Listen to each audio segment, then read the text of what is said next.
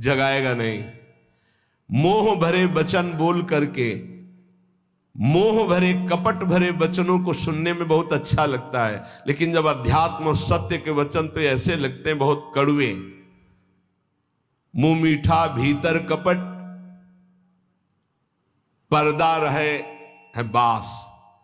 मुंह में मीठा बोल रहे, हृदय में कपट है, वहीं पर्दा लगाए भगवान बैठे वहीं देख रहे।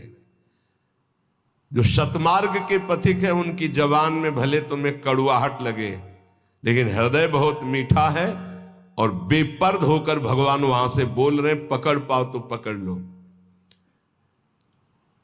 गोला मारे ज्ञान का संत सिपाही कोय, उत्कट जिज्ञासु बने तो अजब उजाला होए।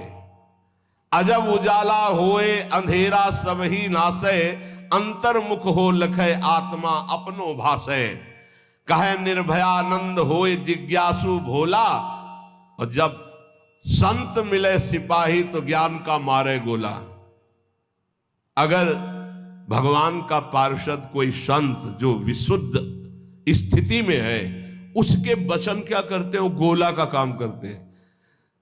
बोले ऐसा ज्ञान का गोला माला कि काम क्रोध लोभ मोह मद मत्सर सब मर गए और दिव्य प्रकाश हो गया हृदय में। गोला मारे ज्ञान का संत सिपाही कोई, उत्कट जिज्ञासु बने और अजब उजाला होए। अगर संत वचन सुन लिए तो अमोघस से खाली नहीं जाते हैं, ये तुम्हारे जीवन का परिवर्तन कर देंगे। बस आपको जरूरत है उन शब्दों को पकड़ने की। जिस समय अंतर्मुखता बढ़ने लगे, आपको अपने दोष दिखाई देने लगे, जान लेना संत वचनों का प्रभाव शुरू हो गया है। अंतर्मुख होए लखे, अपने दोष दिखाई देने लगे। मेरे में ये कमी, मेरे में ये कमी, हे भगवान ये मेरी कमियां कैसे दूर होंगी? तो जान लो संत संग का प्रभाव आपके ऊपर पड़ रहा है। आत्मा अपनो भाषे, अपने आप से अपने स्वरूप का बोध प्रारंभ हो जाता है जब किसी सच्चे संत का संग मिलता है। पाता है निज आत्मा विषयन सो मन रोक, काम क्रोध के वेग की जो सही जावे झोंक। संत संगी वही है जो काम क्रोध के वेग को सह जाए। काम आया सह गया, क्रोध आया सह गया। हमें देखते हैं कि काम क्रोध को सहने की तो वृत्ति साधक में है, लेकिन ईर्ष्या को सहने की शक्ति नहीं है। वो जहां ईर्ष्या करता है, दूसरे से निंदा करने लगता है, तो फिर उसकी काम क्रोध की शक्ति बढ़ जाती है और वो सहन करने में असमर्थ हो जाता है। अहम मैं जितेंद्रिय हूं और ईर्ष्या दूसरे की उन्नति देखकर डा होना, जलन होना, जहां ये आया तो फिर वो वही परास्त हो गया जहां जीत रहा था। इसको पकड़ना। गुरु कृपा से काम और क्रोध पर विजय प्राप्त करने की योग्यता साधक में आ जाती। बहुत शीतल हृदय होने लगता है, लगता है क्या कुछ नहीं। और जहां उसके अंदर ये अहम आया और दूसरों को देखकर जलन होने लगी, अपने में अहम आने लगा, वहीं उसकी सामर्थ्य घट गई और वो उसी विषय के लिए रोने लगा। काम क्रोध आदि उसको परास्त करने लगे। समझना, इस बात में आध्यात्मिक चर्चा है जिससे आपको परम पद मिल जाएगा। आप अगर गुरु शरणागत है तो काम क्रोध आपके अंदर स्फुरित होंगे, परास्त नहीं कर सकते। चिंगारी की तरह स्फुरित होंगे, ज्वाला की तरह नहीं। पक्का समझ लो। दो बातें हैं यदि तुम काम क्रोध से परास्त हो जाते हो। पहला, आप गुरु आज्ञा का उल्लंघन करके कोई गंदी बात देख रहे हो, कोई गंदी बात कर रहे हो, कोई गंदी बात करने वाले लोगों का संग कर रहे हो। अगर ये नहीं तो फिर तुम काम विजयी होने का अहंकार कर रहे हो। अन्यथा स्फुरणा होती है और शांत हो जाती है। उसी मार्ग से चले हुए अनुभव की ये बात है। हम किसी की दूसरी तर्क वाली बात नहीं मान सकते, छाती की बात मानते। ऐसे स्फुरण होता है और शांत हो जाता है, क्योंकि उसके लिए कोई चारा नहीं है। धीरे धीरे स्फुरण भी बहुत कम होने लगता है। पर जहां देखा गया अपने में अहंकार आया कि मैं जितेंद्री, और जहां दूसरे की उन्नति से डाह, तो फिर वही उसको परास्त कर देते। चिंगारी को ज्वाला बनने में देर नहीं लगती। वो चिंगारी तब शांत होती है जब भगवत साक्षात्कार हो जाता है, सूक्ष्म रूप से विकार रहते हैं। पता है निज आत्मा विषयन सो मन रोक। जब संत वचन रूपी प्रकाश आपके हृदय में हुआ, तो ये जब पता हो गया कि तुम देह नहीं हो, भले अनुभव नहीं हुआ, तो अपने मन को विषय में जाने से रोको। बोले काम क्रोध के वेग की जो सही जावे झोंक। इनका झोंका आता है हवा का, जैसे झोंका, हवा का झोंका आवे, तूफान आवे, किसी पहाड़ का आश्रय ले लो, बच गया। छोटे मोटे पेड़ आदि का आश्रय मत लेना, नहीं टूट के गिर जाएंगे आपके ऊपर, वही मार देंगे। क्या करना है? पहाड़ का आश्रय। पहाड़ कौन है? भगवान के प्रेमी महाभागवत जनों के वचन, या भगवान नाम, या भगवत लीला गुण कीर्तन। जहां कामादि दोष आवे मंजीरा उठाओ, राधा राधा राधा एक मत सुनो मन की, देख लो अभी साफ हो जाएगा गंदगी जो आई थी। या कोई संत के उपदेश सुनने लगो, या भगवान की लीला गायन करने लगो। प्रियालाल के चले जोई जोई प्यारो करे शुरू करो, और आज वह देखियो तो प्यारी, चले जाओ वहां तक। 84 पदों का गायन पक्का। जब तुम्हें काम सतावे, चतुरासी जी का गायन शुरू कर देना, गायन। और अगर ना चला जाए तो हमसे बताना, ये निज अनुभव की बातें हैं। चतुरासी जी का फल ही है भवजल निधि को नाव, काम पावक को पानी। तो जो सही जावे झोंक, ये आंधी आती जाएंगे, टिकेंगे नहीं। आगमा पाइनो अनित्यास्तास्तितिक्षस्व भारत। जो सही जावे झोंक यार, विक्षेप हटावे। निद्रा और आहार जुक्ति सो धीरे से घटावे।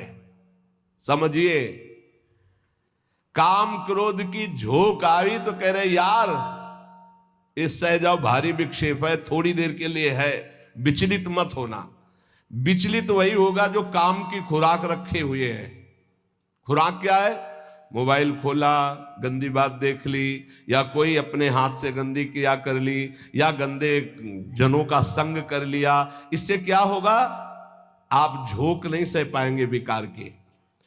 कह रहे हैं जो सही जावे झोंक यार, विक्षेप हटावे। प्रभु के दर्शन में यही बाधा है, नहीं तो खुले टहल रहे हैं। वृंदावन है, यहां खुले प्रभु टहल रहे हैं, बस दृष्टि चाहिए। यार का तात्पर्य बहुत प्रेम भरा शब्द है मित्र। एक बार सह जाए इसकी झोंक को, आगे निकल जाएगा। जो सही जावे झोंक यार, विक्षेप हटावे। तो विक्षेप कैसे हटेगा? बोले निद्रा और आहार जुक्ति सो कछु धीरे से घटावे। बस कल भी चर्चा हुई थी निद्रा और आहार को कम करने की, पलटू स्वामी की। इन निर्भयानंद जी बड़े सिद्ध महापुरुष ब्रह्मानंद में डूबे हुई। इन दो पर असर साधक अपना दिखा दे, ये दो सबके ऊपर असर दिखाए, पूरा जीवन व्यतीत हो जाता है। खाना और सोना, अच्छा भोजन और खूब चक सोने को मिले। कह रहे कि अगर परमार्थ का लाभ लेना है तो साधक दो पर अधिकार करे, नींद और भोजन। फिर बार बार कहते हैं अभ्यास अभ्यास। नींद और भोजन, ये दो, निद्रा और आहार। फिर तीसरे पर विजय जो मैथुन, फिर चौथा जो भय। ये चार ऐसे दोष है पूरी सृष्टि को अपने अधीन किए हैं। निद्रा, भय, आहार, मैथुन, ये सब के सम जग उपजाए, सब इसी में फंसे हुए हैं। ऐसा साधक इन चारों पर विजय प्राप्त करनी। निद्रा तब जब आहार पर आप संयम करेंगे। बहुत बार आहार पे चर्चा होती, भाई आहार को संभाल लो, इसको बढ़ाते चले जाओ, एक एक कवल बढ़ता चला जाएगा। इसको घटाते चले जाओ, घटता चला। 400 ग्राम में पूरे 24 घंटे शरीर का सम्यक मेहनत करते हुए पोषण हो जाएगा 400 ग्राम में। यहां यही है कि अगर आप भगवत मार्ग में चलना चाहते हो तो आहार पर संयम करो, तो नींद पर संयम हो जाएगा। आहार पर संयम करो, पर इतना भी संयम न करो कि सीढ़ी चढ़ने उतरने लायक न रहो। उचित आहार लो जितना आपको नींद ना सतावे। ये बहुत बड़ी सिद्धि है। अगर आप निद्रा और भोजन पर शासन नहीं किए तो काम और क्रोध पर शासन नहीं कर पाओगे, पक्का। ये चार चीजें साधु के जीवन में बिल्कुल शासन में होती। निद्रा, भय, आहार, मैथुन।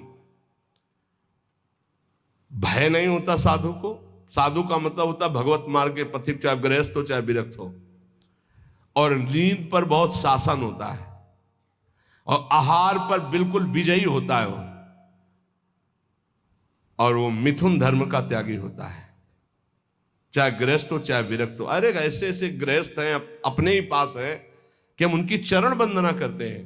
वृंदावन में शपथ पूर्वक पति पत्नी कसम खाकर ब्रह्मचर्य से रह रहे हैं। सच्ची कहते हैं, हृदय से साधु बनने पर भी पूरे जीवन डर रहा है इसी बात का। और वो पति पत्नी एक जगह रह करके संयम से हैं, हम उनकी चरण वंदना करते हैं, चरण वंदना करते हैं। कोई भी जगत का महात्मा इस बात से डरता है कि संयोग ना हो। वो संयोग में पड़े हैं, एक ही घर में रहते हैं, ज्यादा जगह नहीं तो हो सकता है कोई एक ही आसन में रहते हो, लेकिन बलिहारी कसम पूर्वक ब्रह्मचर्य। और यही नहीं, बाहर भी रहते हुए ऐसे शिष्य है, तब ये लगता है कि भगवान की कृपा अमोघ है, क्या नहीं कर सकती। और आप लोग तो बैरागी हैं। निद्रा और आहार जुक्ति सो धीरे सो कछु घटावे, धीरे धीरे घटाना चाहिए। नींद और आहार, देखो संतों ने कहा है, निद्रा और आहार जुक्ति सो कछु घटावे, कहे निर्भयानंद झूठे जाने सब नाता, विषयन सो मन रोक आत्मा निज का पाता। जब समस्त विषयों पर विजय प्राप्त कर लेता है तो आत्मानंद का उसे अनुभव स्वयं होने लगता है। अष्ट सिद्धि नौ निधि हमारी मुट्ठी में हरदम रहती। ये नाम जापक, ये सांसारिक लाभ की तो बात जाने दो। अष्ट सिद्धि नौ निधि हमारी मुट्ठी में हरदम रहती, नहीं जवाहर सोना चांदी त्रिभुवन की संपत्ति चाहती। भावे ना दुनिया की बातें दिलवर की चर्चा सहती, ललित किशोरी पार लगावे माया की ये सरिता बहती। राधा राधा राधा, सब सिद्धियां सब लाभ आपको प्राप्त है। जो नाम जापक अपने कर्तव्य को भगवान में समर्पित करता है, वो कैसा सिद्ध महापुरुष हो जाता है। जगत गुरु भगवान श्री कृष्णचंद्र जी गीता जी में महापुरुष की स्थिति का वर्णन करते हैं।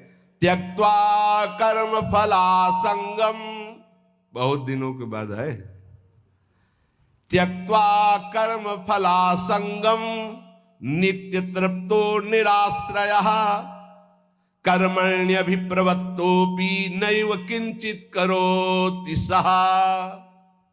इसीलिए बीच बीच में रुक जाता है कि बहुत स्थिति का ऊंचा वर्णन यहां है, और उसके लिए कुछ साधना चाहिए। जब तक अच्छी साधना नहीं होगी तो सिद्धावस्था को समझ पाना बड़ा कठिन होता है। और ये भगवान की वाणी ऐसे अर्थ पढ़ लेना तो अलग बात है, उसको समझना। त्यक्त्वा कर्म फला संगम नित्य तृप्तो निराश्रया। देखो पहले एक एक शब्द में डूबा जाता है। शास्त्रों का मनन कैसे होता है? निराश्रया, किसी का भी आश्रय न हो। सिद्ध पुरुष कैसा होता है? निराश्रित होता है। एकमात्र